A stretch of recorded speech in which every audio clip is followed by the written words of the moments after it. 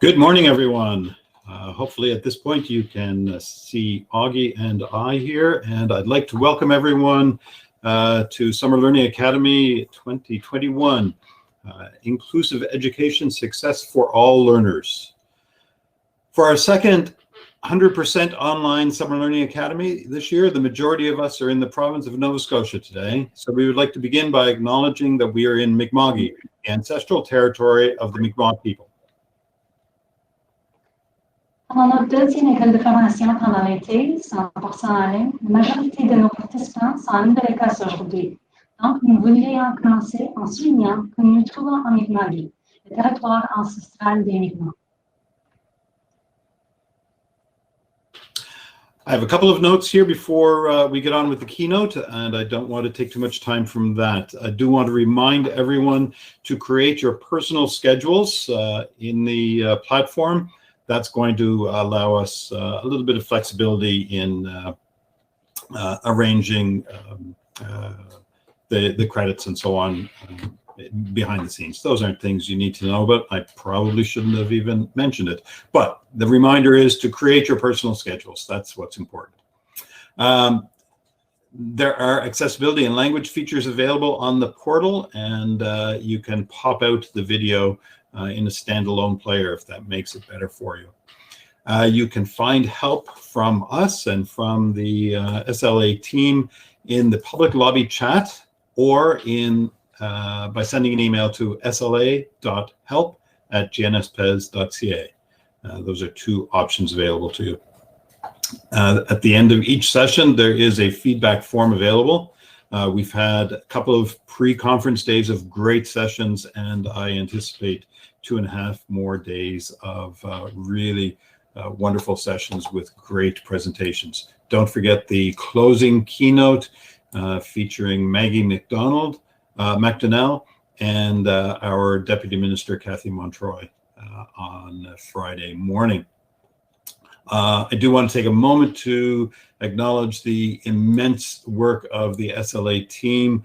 That's Lael Radke, Chris Jones, Nick Basquill, Steve Power, and others. Thank you all very much. I've been preoccupied with some other things this year, so my assistance has been minimal at best. At this point, I'd like to introduce my colleague and friend, Augie Jones. Augie is the executive lead responsible for the inclusive education policy. I'm sure he'll provide more information about that and perhaps even a correct title. So thank you very much, everyone, for attending, and it gives me great joy to welcome Augie. Thank you so much, Sandy. And just to, Sandy, my audio's good from your end. Am I good to go? Very good here, Augie. Thanks. Okay, perfect. So good morning to everyone. I'm actually in Hamilton, Ontario this morning on vacation, but I was not going to miss this session with educators, and I'm always so proud to call myself a teacher and an educator, and getting together with other people. I think that we obviously, people who aren't in the education field, have a vision of our summer vacations. I don't know if they know how much teachers and educators and administrators work on their craft in the summer, you know, and this is part of that. I also want to acknowledge that we are on Mi'kma'ki, and I say that not as a land acknowledgement that needs to be said. It's a land acknowledgement that is logical, a land acknowledgement that speaks to First Nations, and I center myself as a settler, as someone who came to Mi'kma'ki, and of course from African descent. I want to welcome the 98 people that are here. I'm going to, and with this platform, I'm going to talk to my slides, introduce some concepts, and a lot of this will be for people who have been in education. This is not new information. I think that this is an extension of so many things that we've been working on in Nova Scotia for decades now, and so a lot of it will be trying to bring things together. And then I will stop sharing my screen at about quarter after, and really open up to some short discussion. I will say that I wouldn't consider myself an expert. I would consider myself as someone who has been a teacher since 1992. I'm a product of the Halifax school system. I did my BEd at St. FX. I then went to teach in the Caribbean for 10 years. I also taught in the School of Ed at St. FX, and am now quite proudly working at the Department of Ed. And so I guess, I have a lot of experience around education and inclusive concepts as well. And I think that's what I bring to the table. And what I'd rather do is hopefully at the end of this session, have people energized with questions and insights and feeling very motivated about what we've decided to take on as far as an inclusive education policy for Nova Scotia. And I'll speak to that a little bit later. But again, as Sandy said in the introduction, I've recently been in the role of executive lead inclusive education in the province, and really in a short, description of that role, it's to really, COVID was a part of our development. It happened. I think as Nova Scotia, we did a great job in our education system adjusting to COVID. But yet that also meant that, us really speaking about inclusive education and having what we may call a hard launch and get it into the schools, it really got delayed a bit because of COVID. So part of me being in this role now is September 2021, there's going to be a lot more type of marketing and discussions around inclusive education. So, and am I in slide? Hopefully, Sandy, I'm in slideshow mode here. Am I? We're seeing your slides. Yes, we're not seeing it in presentation mode. Okay, perfect. So the Nova Scotia inclusive education vision, and I call it a vision because it's something that is a lofty goal. I think at some points it's a very utopian goal, but I also think that it's an appropriate goal, that we as an education system, in the first province, I would say, in the country that has taken on this wide perspective of inclusive education that is wider than inclusion, or as we know with student services and that sense of the historical use of the word inclusion. And because of the way that we operate in Nova Scotia, and I'll get into that as we talk about the history, we've really expanded this inclusion vision to an inclusive vision and said, why don't we try to make all students who are needing supports, needing wellness support, academic support on a lot of different levels. Why don't we try to accommodate everyone? And I often think, and I'm not a business person, but I think that from the business world, they often try to accommodate all of their clients. Or if I'm an electrician and I go to someone's home, I don't really, through discretion, say, oh, I'm not going to wire their house correctly. I figure that there are professions already that have this vision of we are going to try to accommodate all of our clients. And so I don't like to talk about students as clients, but they are our focus, and they are the ones that are coming through our buildings from pre-primary to grade 12, and we're interacting with them as educational professionals. So the inclusive education policy is, again, as we'll see, it's a mix of a lot of things that we were already doing, but it's really a focused mandate to say that we in this province, from Yarmouth to Sydney, we are trying to accommodate every single learner for academic success and for wellness every day that they come through the door. That's utopian. And I would say that what we're going to talk about today as well is that this is not a policy. If we're honest about how education is, we can say at this moment in 2021, and this comes from comment from community, comment from first person with parents, with students, that not all students are feeling successful. Not all students and families are feeling supported.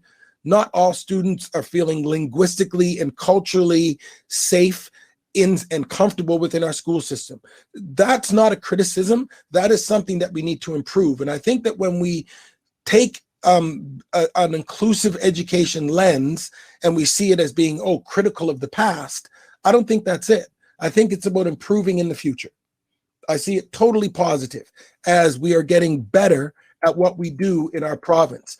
And I would say to you that our inclusive education policy, our vision, leads the country in this direction.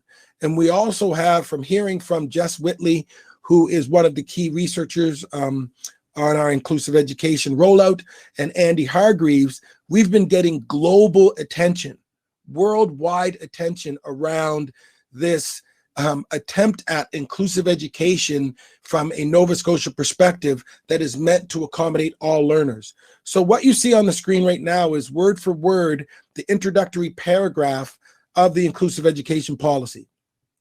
And I will read it, and I'm not one to read PowerPoint slides, but I will say I will read this piece because it's a commitment. And again, every word in here I think is very important as far as what our vision is, but we are committing to ensuring a high quality, culturally and linguistically responsive and equitable education to support the well-being and achievement of every student.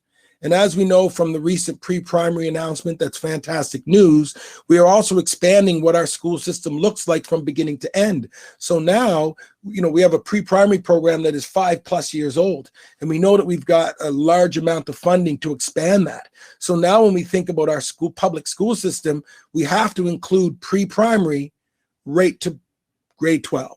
And so is every single one of those students being serviced and getting what they should be getting from a public school system. So all students should feel that they belong in an inclusive school. They should feel accepted, safe, and valued so they can best learn and succeed. And one thing I would say about Nova Scotia is we have a lot of teachers, and maybe one of the highest population of teachers and administrators who have master's degrees. And one of the things, and multiple master's degrees. And one of the things I find about that particular phenomena in our education system in the province is and I did my master's, and I felt that it gave me time to reflect and think of new ideas and new ways of doing things and look at research and data. And so because of that, we know that students in the relational piece of learning is that when a student feels accepted, no matter who they are, when they feel safe, when they feel valued, the chances of them being successful at the end of grade 12, the chances of them meeting academic success and having opportunities in front of them are greatly increased when they're feeling comfortable and well and safe in the school building, from pre-primary to primary to 1 to 2 to junior high to high school. If that whole process involves parents, involves community, involves building relationships with all of the educational supports, professional adults that we have connected, then the chances of us being able to accommodate all students become much higher.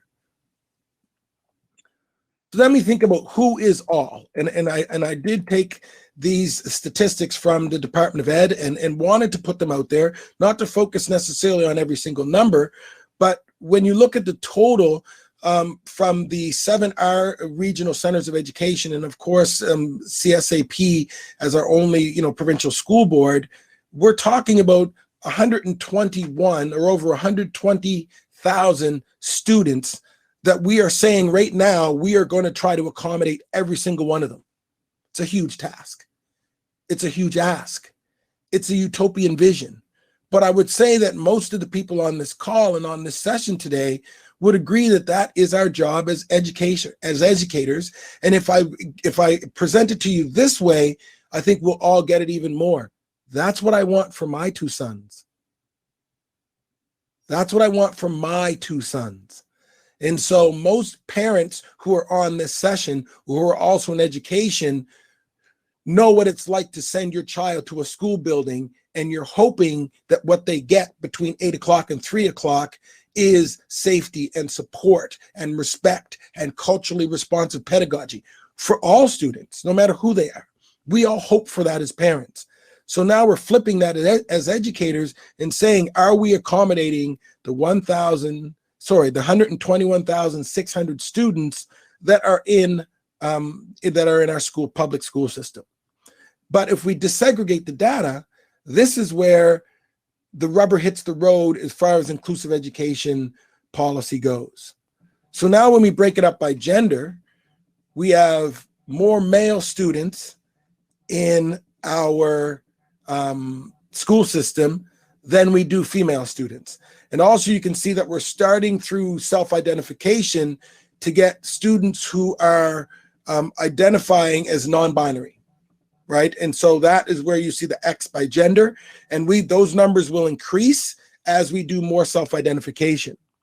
Another level to look at is because also we have gender issues around how education is rolled out for girls, how education is rolled out for boys, and how education is rolled out even more recently for those students that don't identify as either gender. And so how do they feel safe and supported and able to achieve academic success in that first level of desegregation?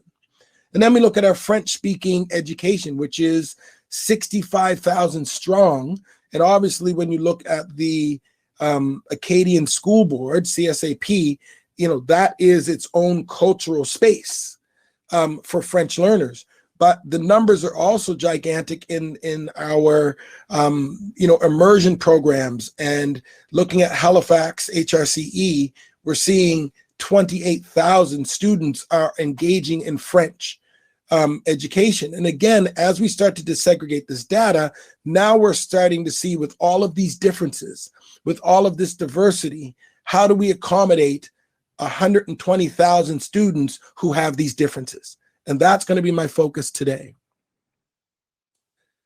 We also have a sense of our African Nova Scotian and Indigenous learners, and we know that it hovers around 5 to 6% for both of those communities in our school system, which means if you flip it, that 95% or 94% of the students who are in most schools are not Mi'kmaq and are not African Nova Scotian.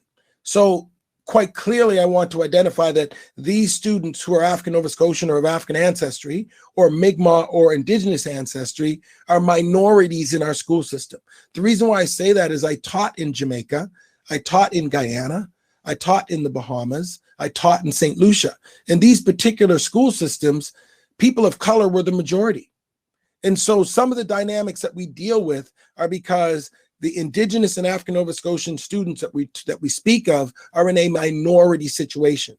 And I think that's where a lot of the inequities come from, and we have to acknowledge that. And we have, as a system, don't get me wrong, we have a lot of improvement to do, but I will speak about the historical documentation and data that we've already been immersed with in Nova Scotia around the history of Indigenous learners and African Nova Scotian learners. But we also have students with disabilities, we have newcomers, we have students who are in 2 LGBTQIA plus, and we also have students living in poverty that we have to accommodate. I'm seeing, I must say that I'm seeing my presenter view, and I'm not seeing the screen as far as the slideshow. So I'm going to go to the slideshow, and we should be seeing equity, diversity, inclusion, and a picture of the inclusive education policy. You can find this online in PDF form. As you can see, the approval date is August 2019, and the effective date, or the kind of internal launch of this policy, was September 2020. We also know that that was in the midst of our first full school year dealing with COVID. And so I'm not going to get into reading this document, but I will say that when you desegregate the data and all the different types of students we have, then the exercise of being inclusive becomes an exercise in, can we build meaningful relationships with students in communities that don't look like us? whether that student is autistic, whether that student has Down syndrome, whether that student is a trans student, whether that student speaks French, whether the student speaks Syrian. We have so much difference in that 120,000 that becomes our work, is how do we as educators ensure that we are giving the same caring, same support, same perspective, setting the same high educational standards for every student, when we know in society we are already dealing with Me Too movement, Black Lives Matter, residential schools. We are discovering graves of children that went to school who didn't come home. And so all of these things goes to show that our society is not equitable. So we have to be honest as educators to know that some of the thinking around racism, discrimination, homophobia, classism, seeing students who have physical disabilities as maybe lesser, seeing students who are on programming as, oh no, I've got this many students on programming. I know from being in teaching that we have that point of view, and we have to clean that up and improve that point of view in order for us to serve all the diverse students who enter our building. And so, and I'm not sure if Cindy is on the call on the session today, but I work with Cindy at EECD, and she made a point probably about a month and a half ago when we were in a meeting, an MTSS meeting, and I thought it was a brilliant point, is that the Nova Scotia Inclusive Education Policy is not a policy that we got from New Zealand or from the States or from Australia or Britain. It's not that. It's the historic culmination of the voices of parents and community that said, I would like a better educational experience for my child who is learning disabled, who is blind, who is Mi'kmaq, who is female. There were so many ways that we were not serving certain students. And for decades, parents have complained about that. Parents have wrote emails, parents have wrote letters, parents have protested, communities have protested. And so when we think about an inclusive education policy, it is actually from listening to those voices that it created a vision that said, we are committed to trying to serve all of the students that walk through our building. So I do want to frame it as though this inclusive education policy is actually us addressing the first voice feedback from the parents who are in the communities who are sending their children to our schools. So what are some of the concerns that have been, and these are intersectional concerns, right? These aren't concerns just of African Nova Scotian students. These aren't concerns of parents who have a child in a wheelchair. These are not concerns of a child who is going to the food bank at night and coming to school in the morning with no breakfast and no lunch money, right? If you look at some of these concerns, you will see that there's an intersectionality to how we can address them. And I will get to that, to make sure that we serve all different students. So an equitable curriculum where students see themselves. And so we're saying that, and seeing themselves in all different ways. And again, we often attribute this to African Nova Scotian or Mi'kmaq, but it goes way beyond that, right? Our newcomers seeing themselves in curriculum. Our students who are dealing with disabilities seeing themselves in curriculum. So that's what we talk about with, do we have an equitable curriculum? And I do know from working again with my colleagues at EECD that we are revising curriculum. We are expanding curriculum. We are taking in viewpoints that we hadn't done traditionally. So there's improvement happening. What are our relationships with the communities and the parents and the guardians, including children in care who enter our schools, right? And I can say quite clearly that the relationships, I can only speak from the African Nova Scotian community, has not always been positive with schools as far as, do parents feel welcome? Do the people, and think about it as a teacher, most times nowadays, you don't live in the community you teach. You drive into that community in the morning and you drive out of that community in the afternoon. And so there really has to be work done to make sure that you're linking with the community that you teach in. And that could be Cape Breton, that could be in the Valley, that could be in the South Shore. It doesn't matter what the community is, but we have to make some of the the intersectional concerns of parents was the school doesn't know me. The school doesn't know our community. And so again, these are, when we think about the inclusive education policy, these are things that we want to address so that we are better serving all of our students. We can look at data around which students are on IPPs, which students are suspended the most, which students have low graduation rates, which students are in IB, which students are in advanced placement, which students are in French immersion. There's all kinds of ways that we can disaggregate the data to see that there would be communities that would be saying, I don't feel that the school system is supporting my son, my daughter. I don't feel that they are focused on the academic achievement of my son and daughter. And again, this is not a criticism, folks. It's not. It's a reality that is a global reality of inequity. So we in Nova Scotia are trying to address this through the education system by having an inclusive education policy. Opportunity gaps, and I have to really, give my colleague, Dr. Marlene Ruck-Simmons, the credit for bringing this to my attention. Instead of achievement gaps, it's opportunity gaps. So we can say that there's lots of children that graduate with the type of transcript that brings them nothing. They can't go to community college. They can't go to university. They didn't know that while they were taking certain courses that were not academic, were they not at a certain level, so their opportunities are narrowed.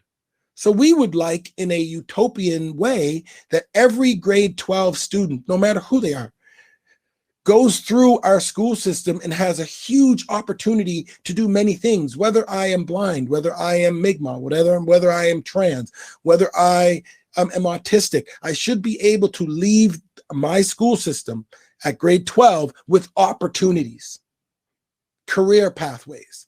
So it's not just that people graduate, because a lot of people graduate who don't have opportunity or career pathways afterwards. Presence of diversity in the profession. Are you seeing professionals in the building that look like you as a Syrian youth, as a queer youth, as a African Nova Scotian youth? Are you seeing this diversity? Are you seeing it in senior management? Is there accommodation for languages beyond English? Because we know that Anglophones have a privilege in Canada. We do.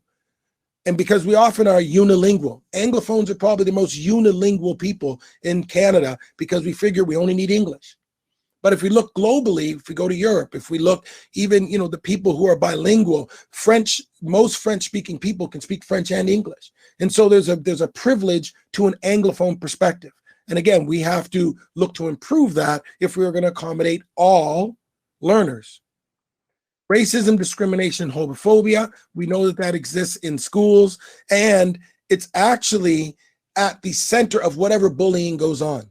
Because often bullying is one child looking at another child and finding a way to belittle them. So it could be their skin color, it could be their physical ability, it could be their sexual identity. Whatever way they can make them feel small often comes as a form of bullying. And we also know cyberbullying is there too. So these, again, are all concerns that have come out of the community.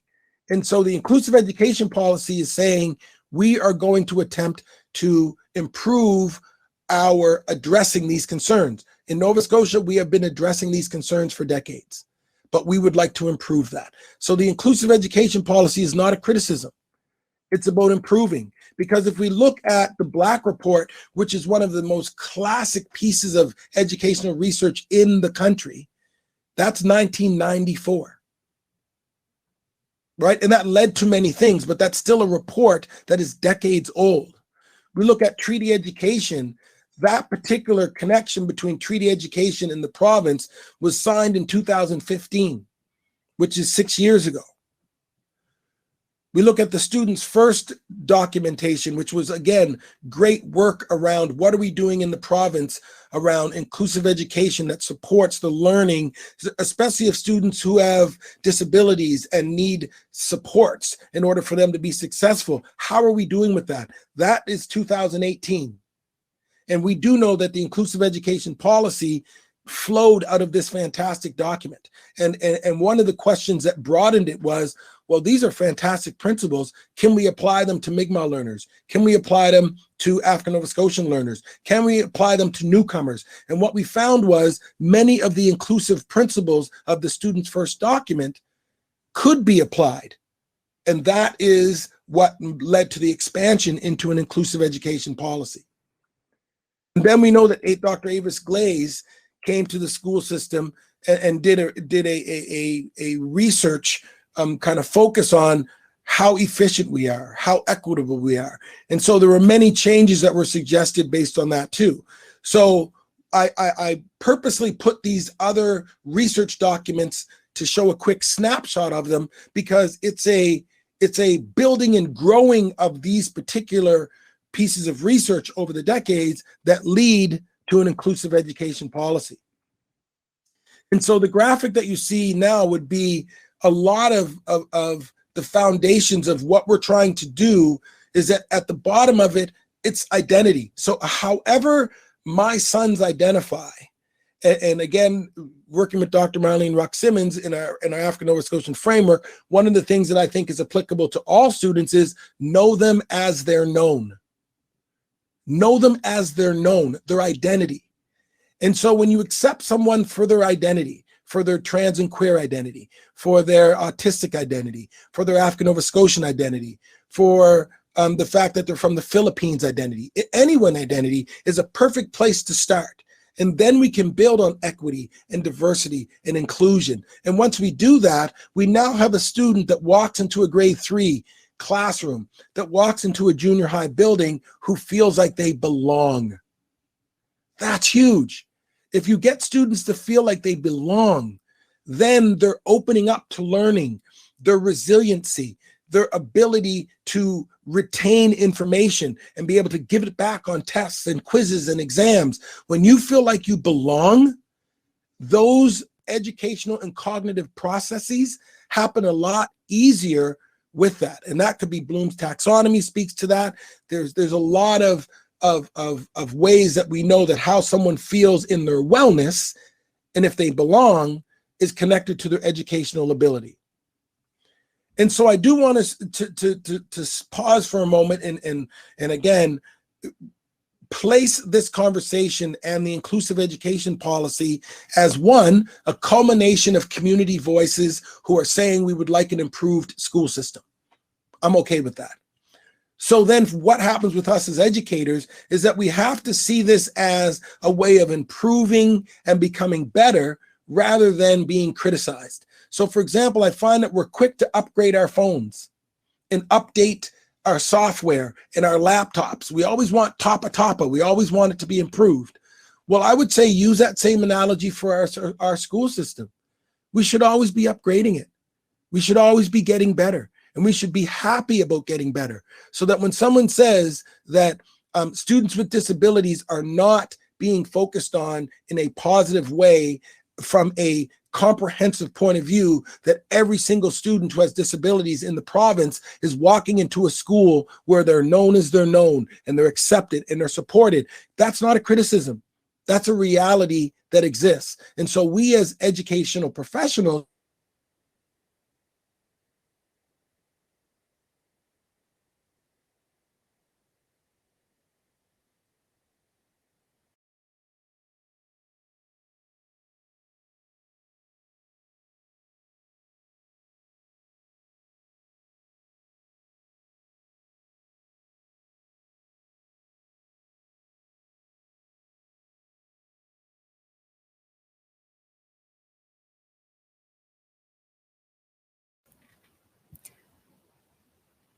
Sorry, folks, we appear to be having a momentary technical difficulty. We'll be right back with you.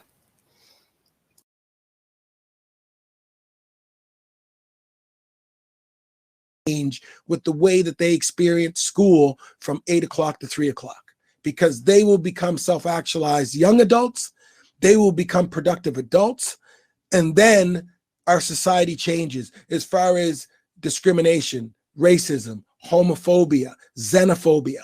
If we have students that are having this inclusive experience from pre-primary to 12, that is going to make our Nova Scotia society better and improved in 2 decades. And from a Mi'kmaq perspective, 7 generations, right? And this is what the inclusive education policy is about. It's not going I'm going to be dead and gone before it actually we see the real fruits of this policy. But I've got to think 7 generations. So some of the principles of division, and I'm going to go through this very quickly. And when I put these out there, educators would have already seen these. These are directly out of the inclusive education policy, but every student can learn with enough time. Every student, including those with special needs, should receive full day instruction.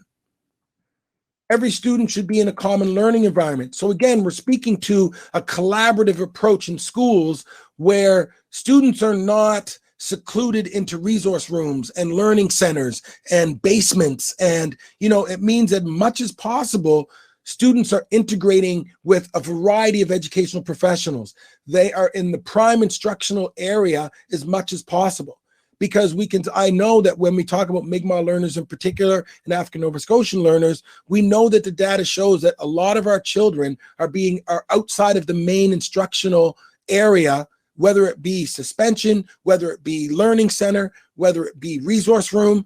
We don't want them outside of the classroom for that amount of time. So in what ways can we make the classroom a place where all students are welcome? And so the teacher now becomes a part of a team, and that team is welcome into the prime instructional area where inclusive education happens. And again, I really appreciate SLA as a whole, because many of the breakout sessions that are happening today and even in the pre-conference are talking about MTSS, CRP, UDL, all the different ways that we can incorporate and be inclusive with our educational practices rather than exclusive. You go here, you go here, you go there. And so that's a big change for our system, and it's an improvement for our system. That we listen to students' voices. It's ironic. I remember I was the manager of student experience at a university, and after about 8 months of being in that job, I realized that most of the tables I sat at, there weren't any students there. It was adults pontificating about what they thought students needed. So first voice is very important, and we've already started to, through some of the work of Kim Matheson and our data collection part of Department of Education, we've started to ask surveys, wellness surveys around how students are doing and getting their voices. I know that we're starting to develop an anti-racism, anti-discrimination module that also went first voice and asked students how they felt about racism, discrimination, homophobia, the fact that they don't speak English as their first language. And we got first voice feedback. So we now know with an inclusive environment, getting the voice of the people that we serve, AKA the students, because I would say that we are not improving until the students say we're improving. We are not improving until parents say we are improving. We are not improving until the community says we are improving. Teachers can't say to themselves, we're improving. Administrators can't say to teachers, we're improving. That's not the impact. We have to judge improvement on the people that we are looking to impact. So that's the 120,000 students. So when the 120,000 students are saying, especially the marginalized, underserved students are starting to say, you want to know what? School's better for me. I'm doing better in school. I like school better. I feel more supported in school. That's when we're making progress. So students' voice really matters. Every student deserves to belong, especially, of course, culturally and linguistically. And it's a strengths-based approach. So when you see a student in a wheelchair, they have a lot of strengths that they bring to the table. And you have to make sure that you're thinking and envisioning all of the students that come through your building for their strengths. We all know we have weaknesses, including the adults that are on this session today. We all have weaknesses. But yet we would like even our spouses, our children, to see our strengths first. So a strength-based approach is also part of an inclusive approach. And then lastly, all partners are committed and empowered to work collectively. So there's something about a school system that works together. So all of the supports, including African Nova Scotian support workers, Mi'kmaq support workers, speech pathologists, social workers, vice principals, principals, the cafeteria, the janitors, everyone is working together for this vision. So this is a collective vision of a school system that works with all of the adults working together to serve the children. So I've got about 5 more minutes and then I'm going to open it up I'll stop sharing and I'll open it up to discussion. But how do we get there? And this is just a quick chart. Let's start at the bottom, self-reflection. I have many privileges as a male. 6'1" male, able-bodied, English speaking, 3 university degrees, heterosexual. And when I say that, heterosexual means I can hold my partner's hand. I can show a public display of affection to my partner. And because we're not a same-sex couple, there's very little fear of being reprimanded. But yet, so there are privileges that come with my life. I need to self-reflect on those privileges before I do anything as a teacher. And not self-reflect in a way of trying to defend, because I know many people, when they hear the word white privilege, they think, oh, well, I'm offended by that. But again, if we flip it to stats, if we're saying that the Mi'kmaq student population is 6% and the African Nova Scotian population is 6%, that means they're around 94%. There's your privilege.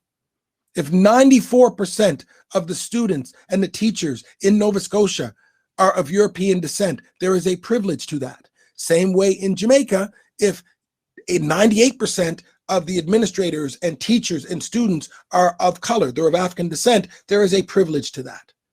And so you don't have to defend and be afraid by the word privilege. I think we need to self-reflect and see the biases and blind spots that we have before we can even start to listen to students and community.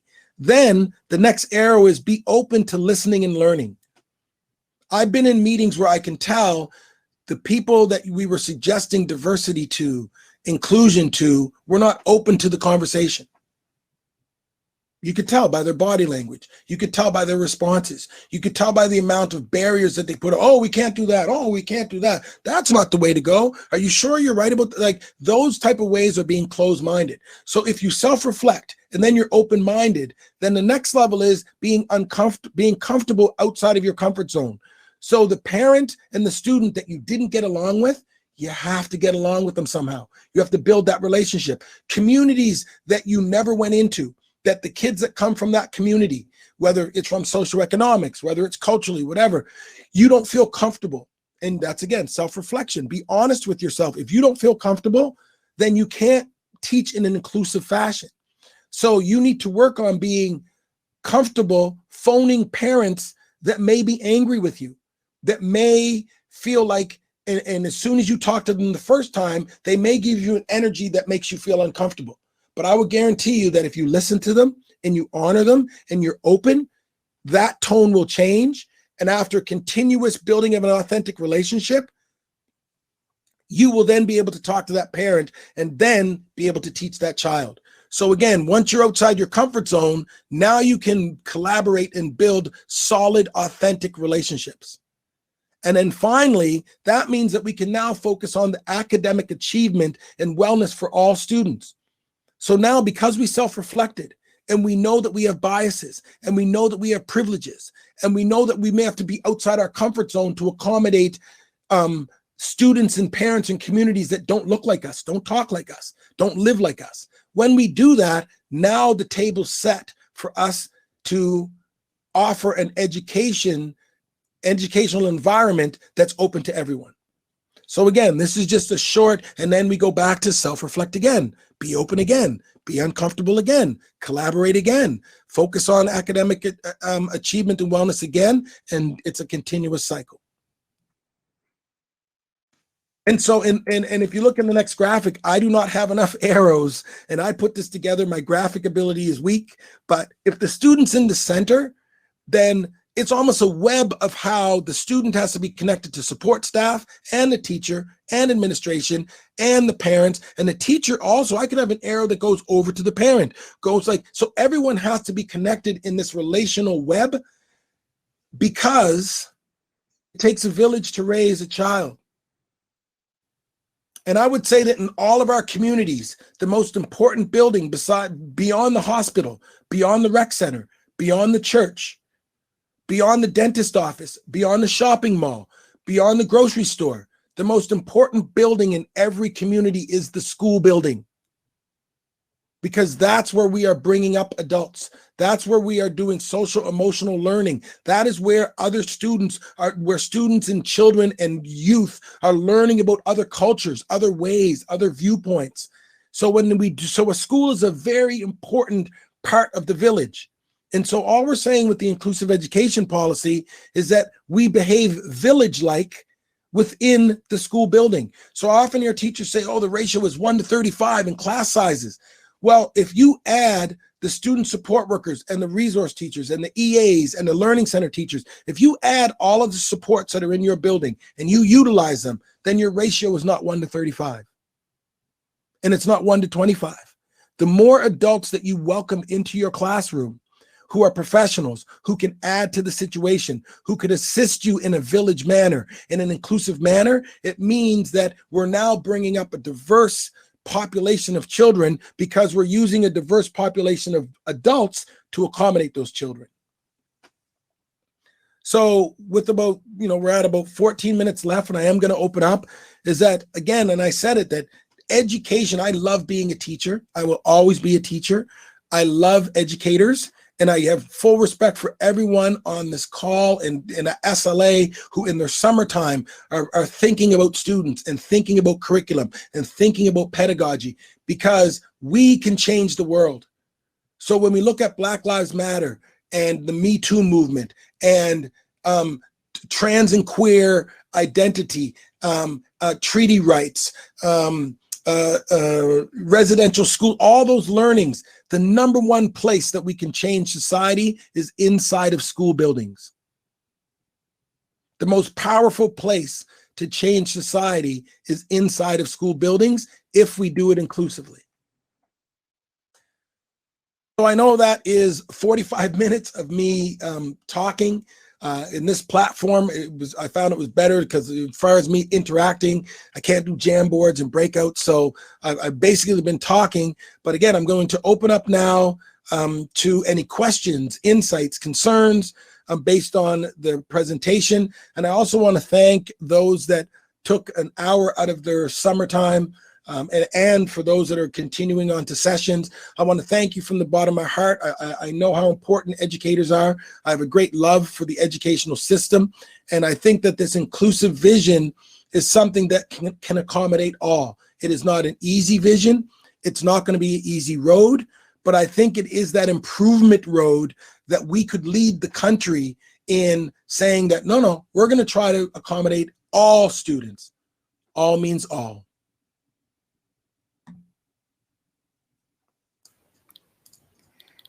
Thank you so much, Augie. We've been very lucky to have had you leading this work and continuing to lead it as we move forward. There has been one question in the chat so far. So Tara asks, it's so important for all students to see themselves in their learning. How do you think the education field can attract a more diverse workforce?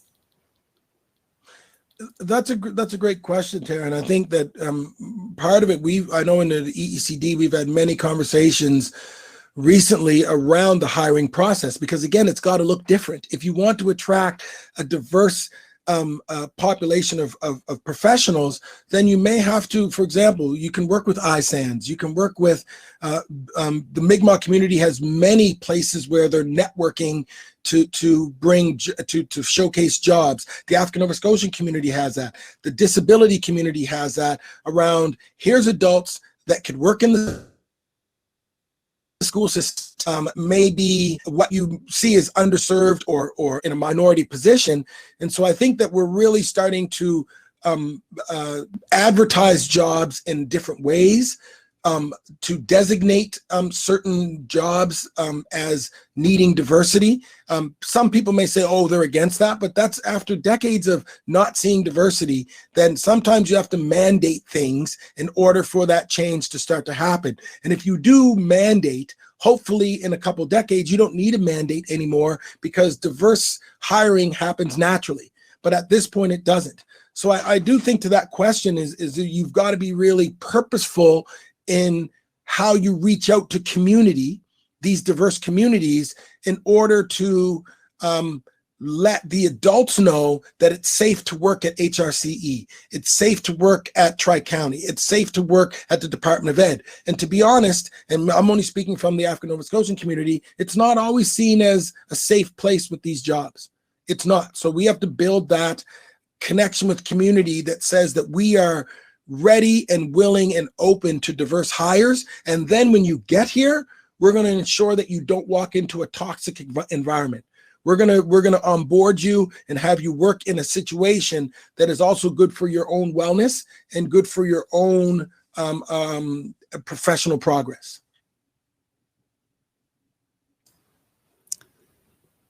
Thanks, Augie. The next question is from Amanda. I'm going to summarize a little bit. She's had some challenging discussions as a sub with some of her classes while trying to represent diversity, and is wondering what's the best way to manage the loud privilege that often tries to take control of inclusive conversations we try to have in our classrooms. Yeah, that again, Amanda, that's a great question, because when we talk about the percentages, if we're talking about the majority of students being of European descent, but I think that what I will say is that this particular group of students who are in the cyber age really know more about diversity than I did growing up in the 80s.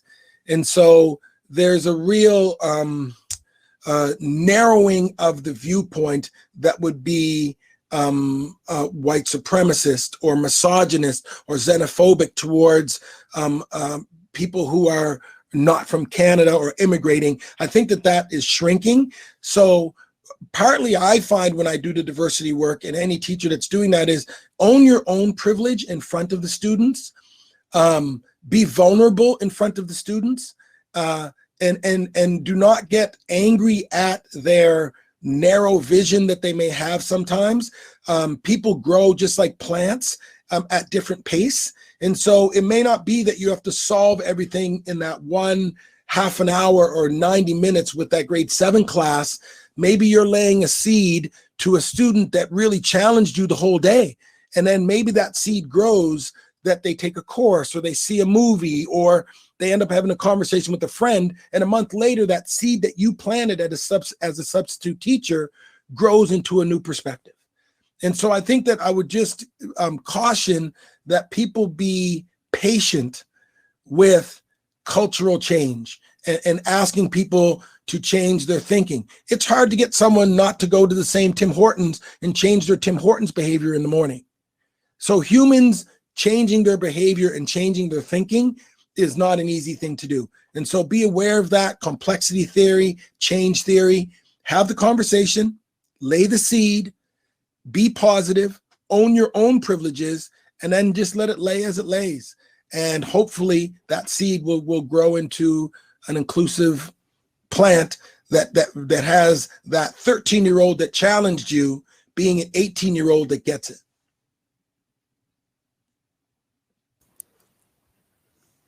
Thanks. I think we have time for one more question here. So Julia is asking, how can you encourage colleagues who are finding it challenging to understand how crucial inclusive ed, CRP, and trauma-informed practices are?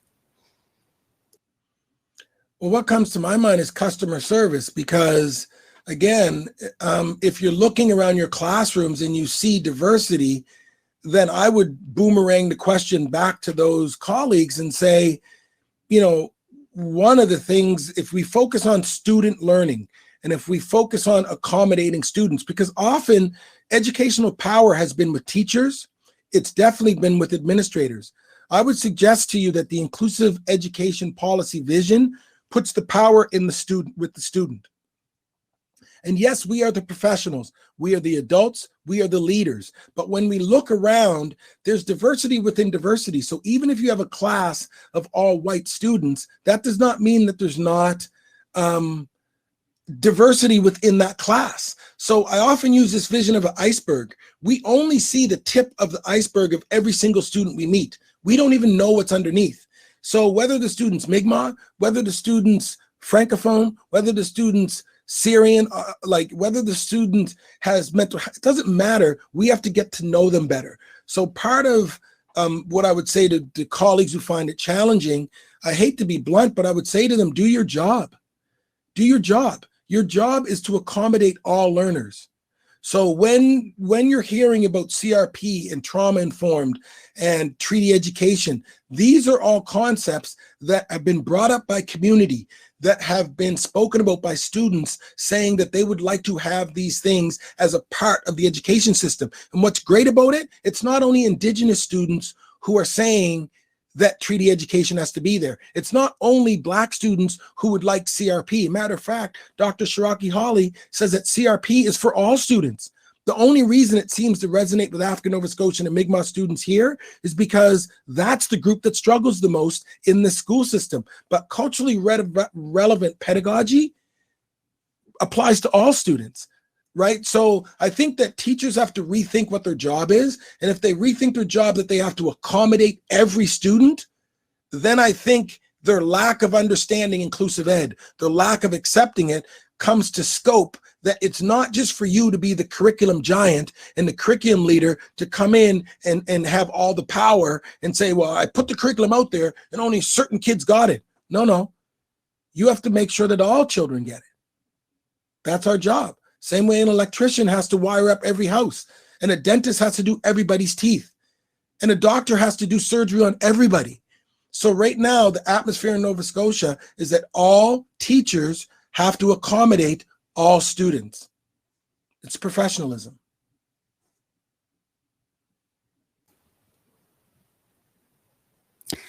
Thank you, Augie. We've got about 2 minutes here to wrap up, so I'm going to thank you for this very informative talk and kicking us off into 3 days of learning and collaborating around inclusive education in diverse contexts. We'd invite all of you to join us again for our next set of sessions starting at 11, and remind you that if you're having any trouble, we have a few help options listed in the lobby, and we look forward to seeing you and learning with you for the rest of the week. Thank you so much, Lael, Sandy, and your group. You guys do a fantastic job. And I just want to say, I know the amount of hours you put into this, Lael, and you've been a great colleague for me. Whenever I needed help, you were there with a smile, with your intelligence, and you made things that seemed so hard become so easy for me as far as tech. So I want to thank you for that. And I want to wish everyone a beautiful summer. Thanks for spending time and taking an hour out of your day. I so appreciate it.